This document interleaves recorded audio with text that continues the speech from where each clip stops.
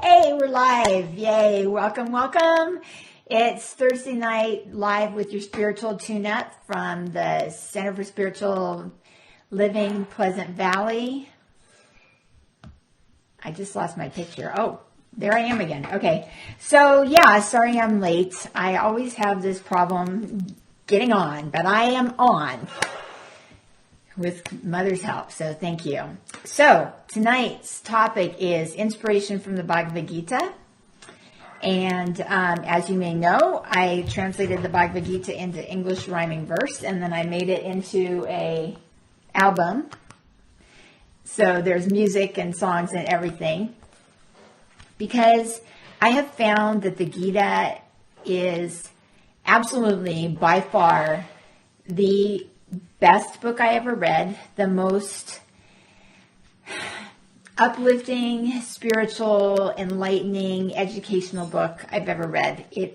The Bhagavad Gita really has all the answers to all of life's questions in it. So it's very profound.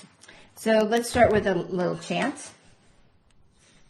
Om Asatoma Sadgamaya Tamasoma Jyotirgamaya Mrityorma Amritam Gamaya Om Shanti Shanti Shanti. Om, lead us from the unreal to the real.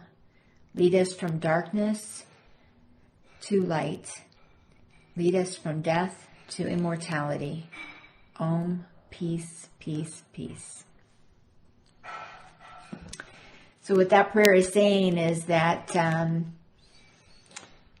here we are thinking that we live in this body, in this world, and we're really in darkness. We're in this dream state because everything that we think is real, everything we can touch, see, taste, hear, or feel is not real. What does that mean? It's not real. It means it's impermanent. It doesn't last.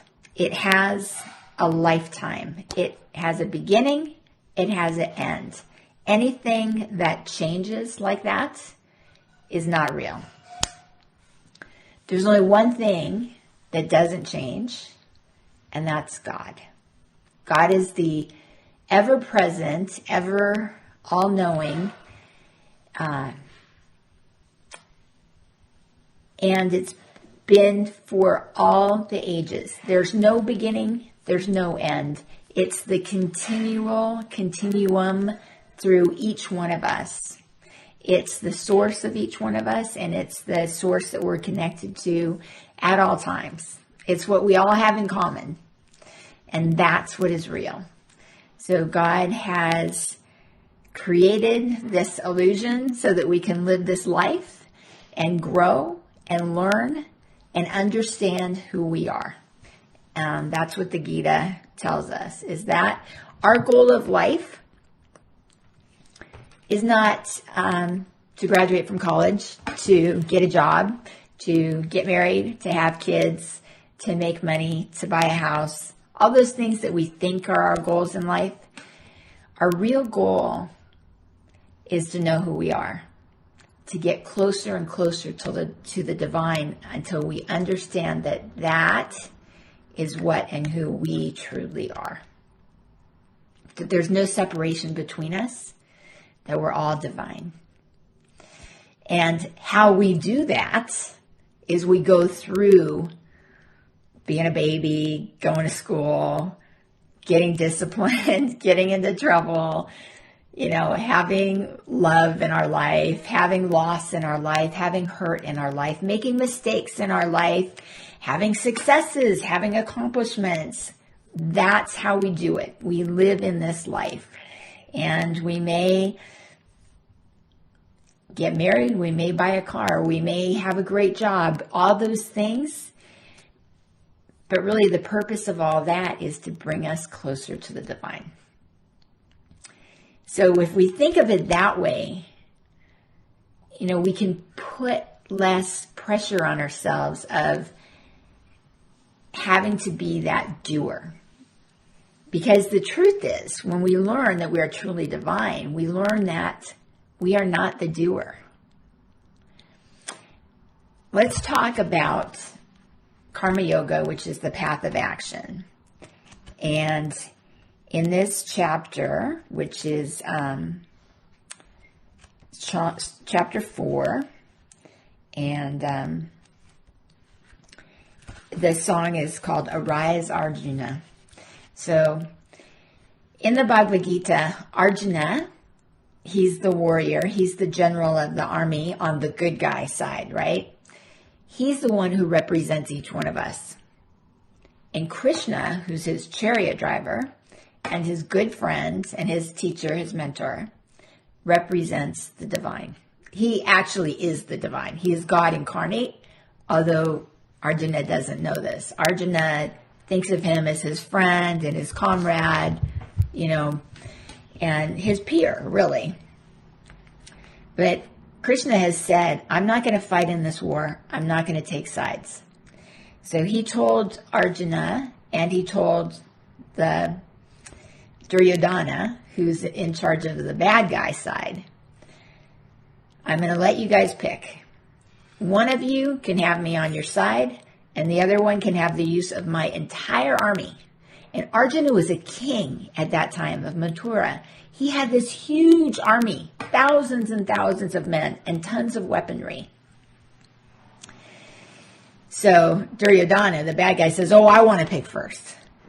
And Krishna says, no, I saw Arjuna first, so Arjuna's going to have the first pick. And Arjuna says, Krishna, I choose to have you by my side. And Duryodhana is like laughing, thinking, what is he thinking? I'm going to win because I'm getting the army. So he's like, okay, great. I got what I wanted anyway. So when Arjuna gets on the battlefield, he takes a breath and looks around and he sees what he's up against. And he starts to have a nervous breakdown thinking, can I do this? What am I supposed to do? And Krishna is encouraging him, saying, you know what, dude? You got yourself into this. Everything you've done up until now has led you to this moment in your life. That's the way life works. Everything has prepared you for this. This is your dharma. This is your time. You are a warrior. You're equipped for this. Don't tell me you can't do it. You can do this. So Krishna starts giving Arjuna this little pep talk. Krishna says, and I'm just reading the abridged version, which is just the lyrics from song number 4. So it's very quick because we only have like 20 minutes here on their spiritual uplift.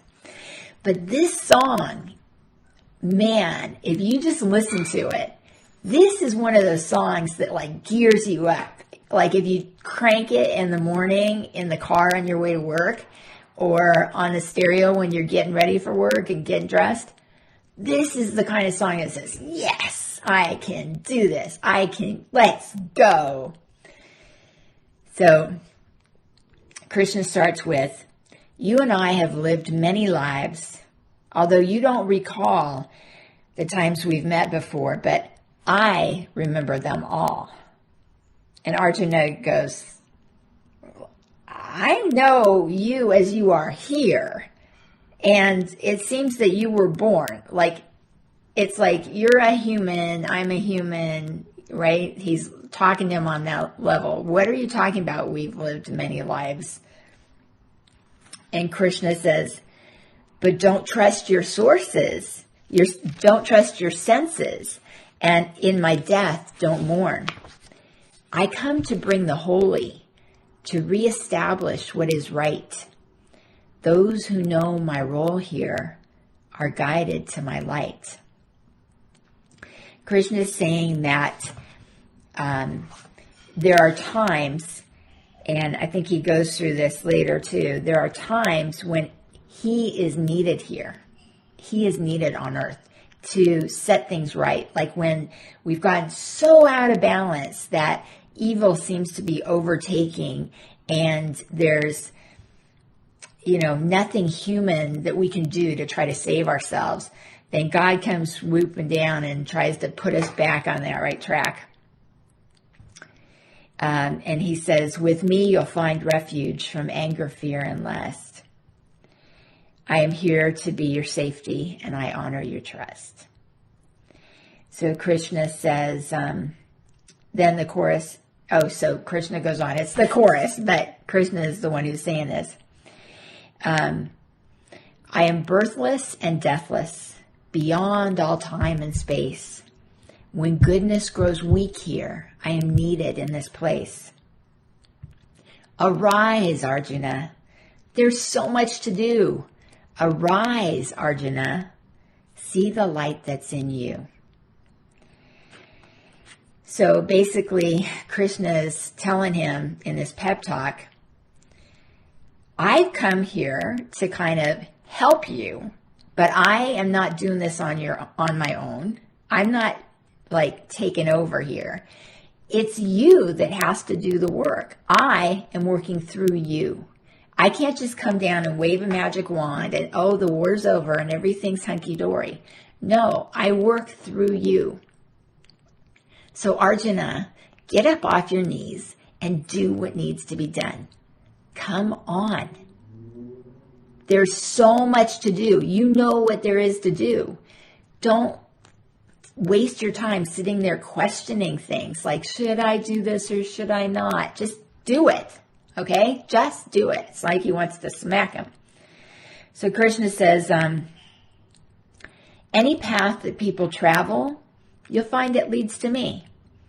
Any prayer that people bring, you'll find it comes to be. Many turn to worship for their own material gain. Here on earth, that is so easy to attain. So Krishna explains to him that there are many paths that we go through in life.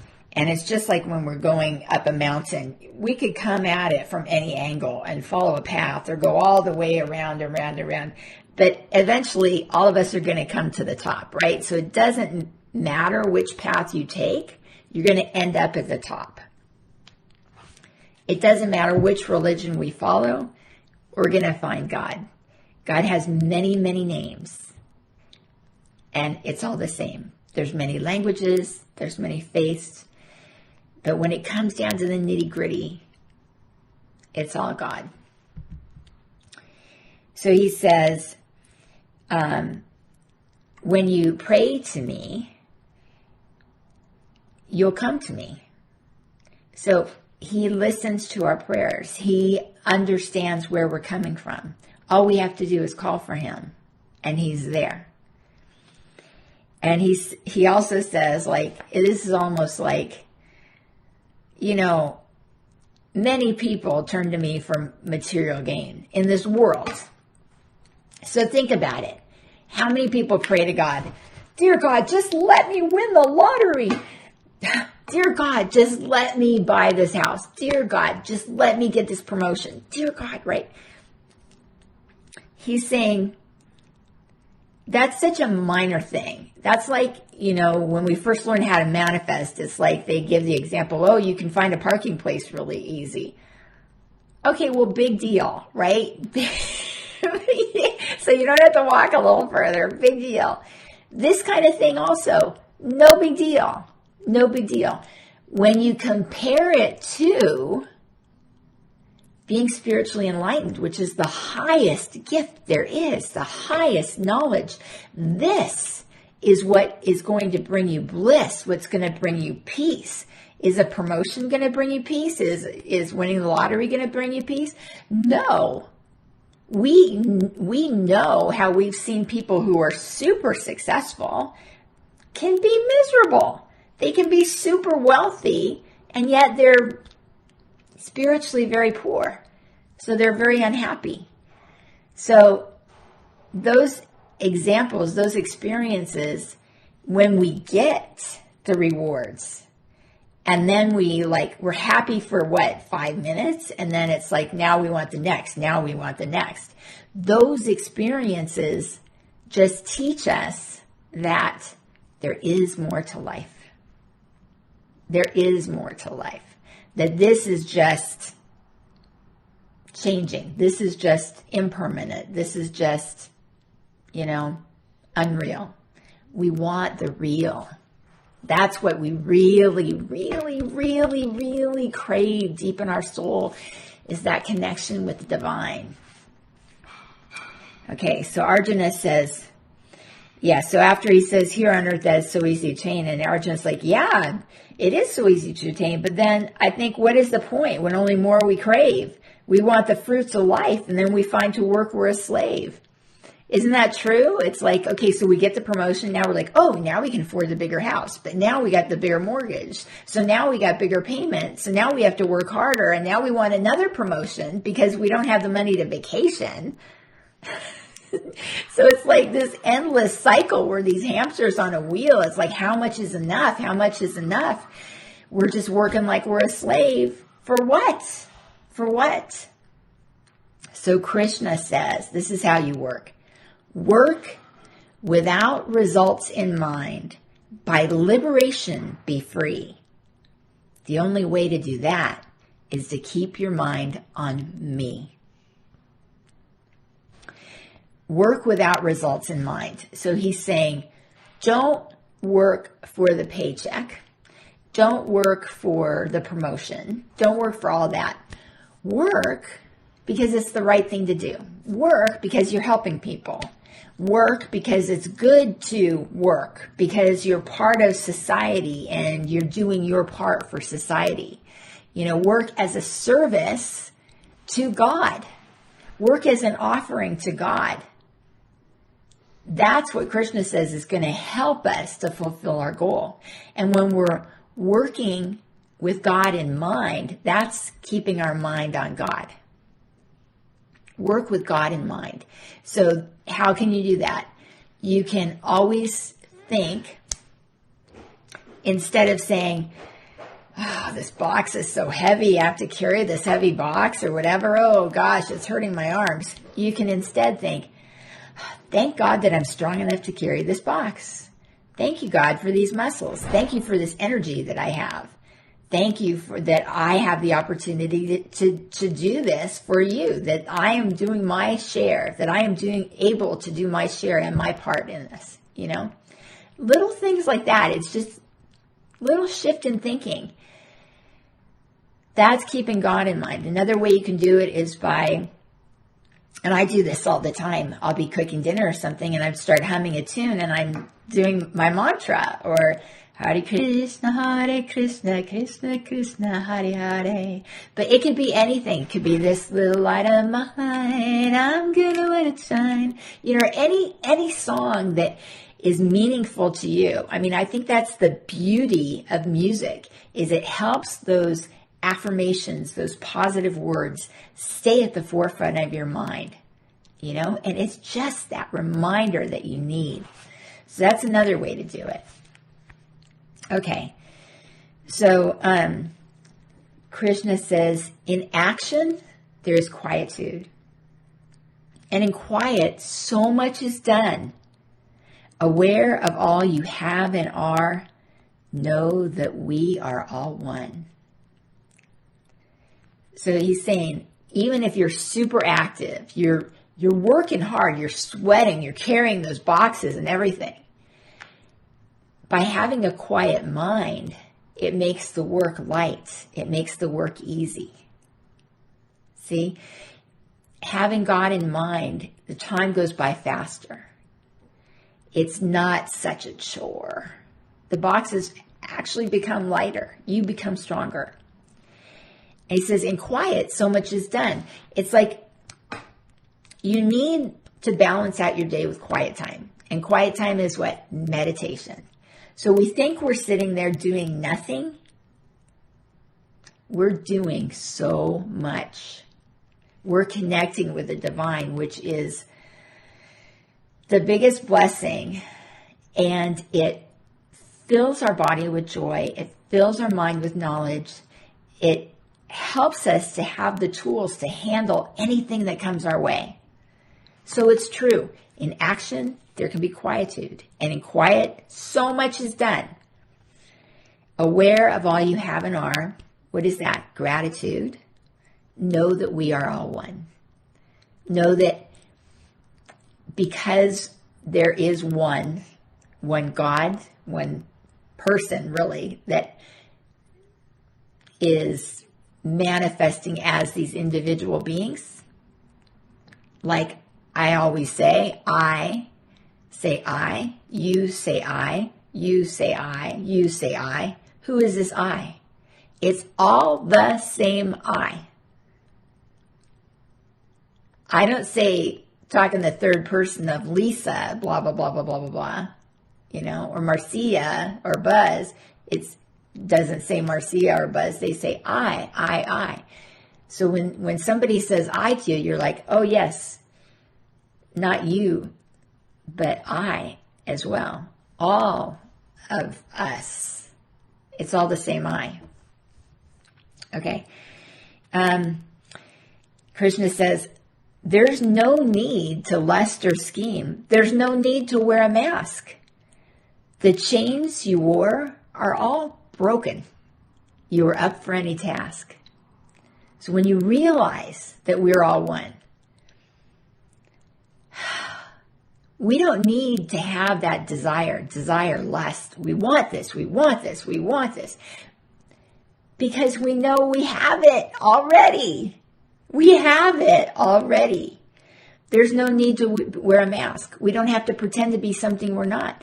Because we know who we are is absolutely perfect, is absolutely exactly who we are meant to be. The chains you wore are broken means we're not bound to this world anymore. We see the light. We know that we already are free. It's like we aren't seeking freedom because we understand that we are already free. And being free means free from the bonds of birth and death, free from the burdens that we think this world puts on us because we have a body. We're free. Self-realization is realizing that self, that is big S self, that is me, that is you, that is I, that is I, that is I, that is I. That's self-realization. Okay, so then Krishna says, Brahman is in every breath, every ritual, every fire. Brahman is in every step, every offering to the fire. All actions lead to knowledge, the greatest present of all. Pursue the truth in all ways. Listen to and heed the call. This is a very important verse in Vedanta. Before every meal, we chant this verse from the Gita, and then it's translated almost the same way. Brahman is in every breath. Brahman is another name for God. God is in every breath.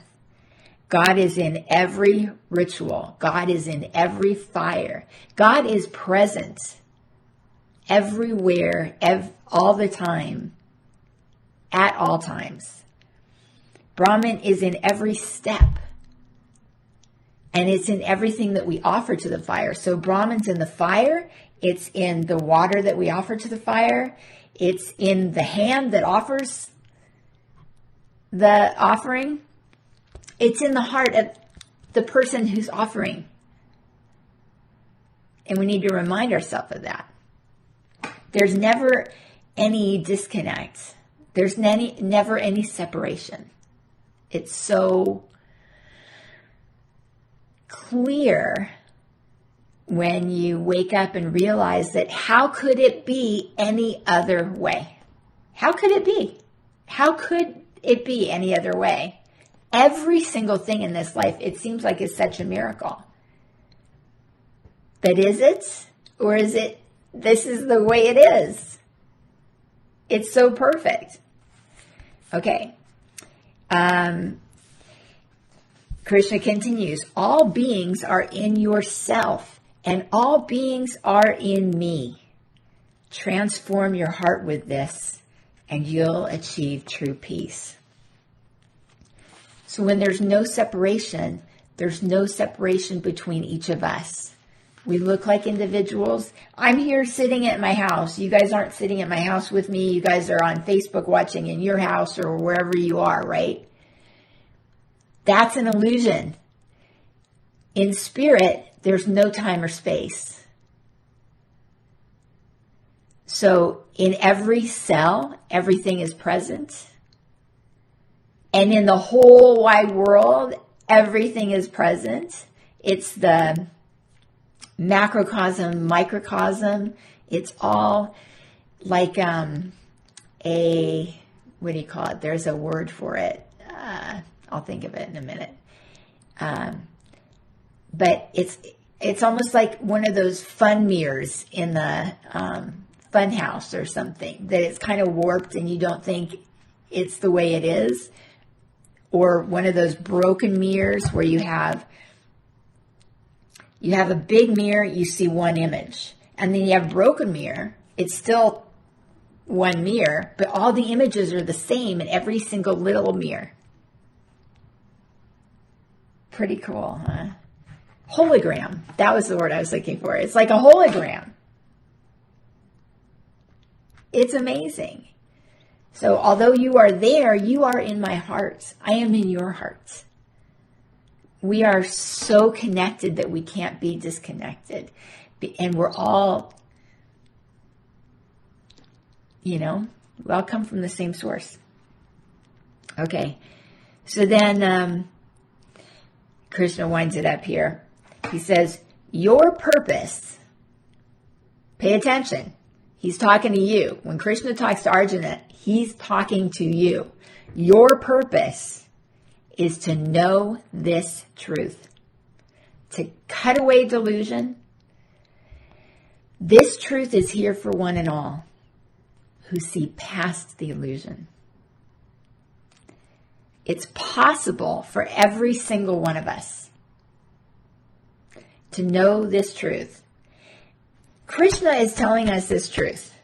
Krishna is telling us in all the Bhagavad Gitas, in the Bible, in the Quran, in the Torah, I don't even know all the names of the scriptures, but in the scriptures, this is what God by any other name is telling us. And God, through the Bhagavad Gita, through Krishna's words that I am speaking and you are hearing, he's saying, it's here for one and all. It's here. You just heard it. And that is enough to get you awakened, to get you enlightened, because you heard it. As long as you want to see past the illusion. Some people don't want to see past the illusion. Some people really are into this life. They like this life and they would like to come back and party more, travel, wear fancy jewelry, live it up, eat good food. That's what they want. They just haven't gotten to the point where they see that all those things don't bring the lasting happiness that we so desperately seek. Those things come and go. Think about it. You eat that really rich chocolate cake and it tastes so good at the time. But then what happens? You get a tummy ache and it's like, well, wait, was it worth it? Because I'm not tasting it anymore. Now I just am left with a tummy ache. So is that what you really want in life? The good comes with the bad. That's life. The good comes with the bad. It's all jumbled up in there. Except when you go to God, when you're enlightened. Because then you can see there's no duality. There is no good. There is no bad. It's all just God. Sat Chit Ananda. Existence, consciousness, bliss. It's not existence, consciousness, suffering. It's existence, consciousness, bliss. When you see it all as whole. So what does Arjuna say to all this? I am up for every task. Yep, I have so much to do. He gets off his knees and he's like, okay, I hear ya. So, I hope you got something out of that. I do. Every time I read the Gita, and I've read it so many times now, you know, through writing it and reading it and teaching it. Honest, I'm getting like teared up. This book has been such a gift. Because I remember thinking, what is the truth? What is the truth? What is the truth? This is the truth. This is the truth. It's amazing. Okay. I'm going to chant our Om Shanti and then we will say goodnight. Om Shanti Shanti Shanti Hari Om Tat Sat. All right, good night, everybody. Mwah. On the 24th of June, is it the 24th? No, July. We're in July. I'm going to look at the calendar real fast. Yeah, 24th of July, we're going to have Swami Sarvadevananda is going to be at our class in Camarillo live at 4:30. So please join us.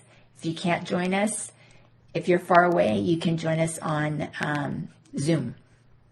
So the Zoom link, the Zoom meeting ID will be on the CSL Pleasant Valley meeting page, and you can catch us then. That's my next big event. And yeah, and that same day I'll be at the church speaking too. So maybe I'll see you twice that day.